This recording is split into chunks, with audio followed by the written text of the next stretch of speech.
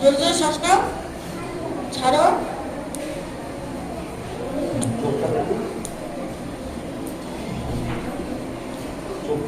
এবারে দেখি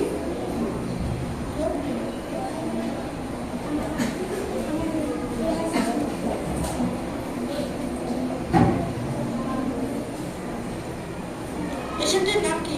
শম্পা দাস। বয়স কত? বয়স 10 বছর।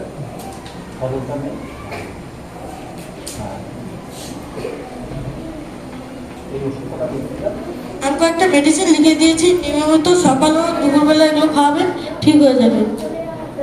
ডাক্তারবাবু ঠিক হয়ে যাবে তো? কোনো চিন্তার বিষয় নেই তো?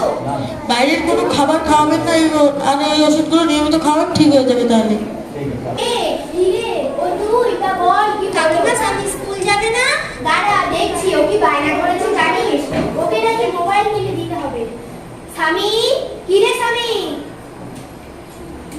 কি হয়েছে বল? স্কুল যাবি না? না রে, আজ আমার শরীরটা ভালো নেই, আমি স্কুল যেতে পারবো না। কেন, তুই জানিস না আজকে যে শিল্পী ম্যাডাম নোট দিবেন?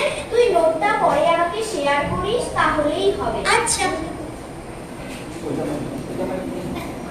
এই দাঁড়া, কি হয়েছে বলো? কি রে, তুই স্কুল গেলি না কেন রে? আমি তো তোমাকে বলেছি আমাকে মোবাইল কিনে দিতে হবে। তোকে আমি মোবাইল কিনে দিতে পারবো না। তোর এই বান্ধবীকে দেখে কিছু শিখতে পারিস না? তুমি জানো ওরও মোবাইল আছে, ওর বাবা মা ওকে কিনে দিয়েছে। তা ও যা করবে তোকে কি তাই করতে হবে? শুধু তাই নয়, আমাদের ক্লাসের প্রায় প্রত্যেকেরই মোবাইল আছে। দেখ, আমি তোকে মোবাইল কিনে দিতে পারবো না। তুই যা, রেডি হয়ে আয়, স্কুলে যাবি। আমি তোমাকে আগেও বলেছি, এখনো বলছি, আমাকে মোবাইল কিনে দিতে হবে, এই আমি বলে রাখবো। যত সব জানা হয়েছে আমার। তোদের আবার কি হলো? দাঁড়াও, আসো এখানে বসো।